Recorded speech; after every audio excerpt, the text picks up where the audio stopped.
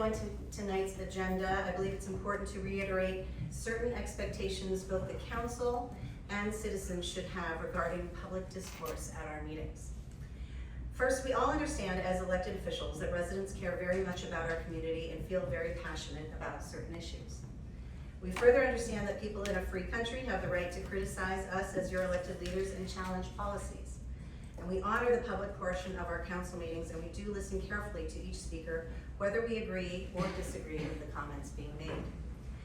However, in my view, the recent behavior of some of the public has crossed the line from passionate advocacy to outright disrespect and even bullying.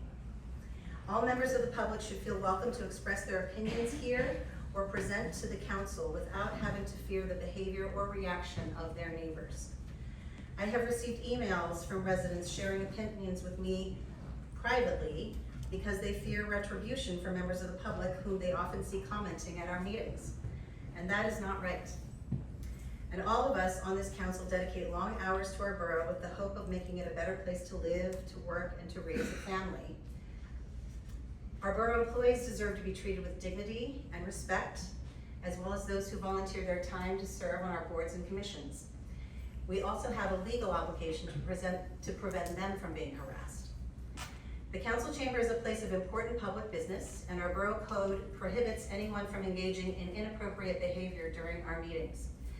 This may include, and this is taken from our code, such things as the use of vulgar or profane language, shouting, speaking over or interrupting the recognized speaker, acts of intimidation, disruptive displays, whistling, yelling, stamping feet, refusing to stop speaking when directed, or acting in an aggressive or physically intimidating behavior.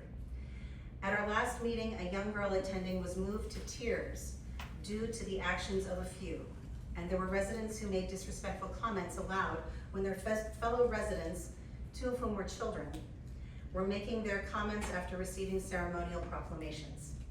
This type of behavior by a few reflects very poorly on the reputation of a great town. No one needs to behave in such a way to make their point, and I find it hard to believe that people in their everyday lives do so at their homes or in their own workplaces and during social gatherings.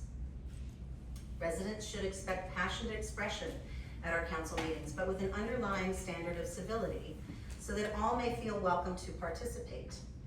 At the last council meeting, the behavior I observed fell far short of that goal, to the point that children in the room were detrimentally affected, as I previously stated. That is unacceptable, and we should and can be better than that.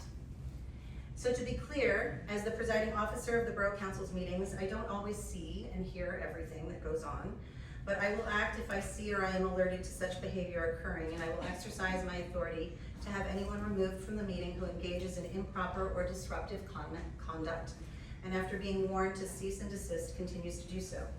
In extreme cases, that individual may be charged with a disorderly person's offense under New Jersey law. It is my hope that I will not have to exercise that authority, and that we listen to each other more respectfully as we renew our shared desire to make our hometown the best place to live in New Jersey. Thank you, everyone.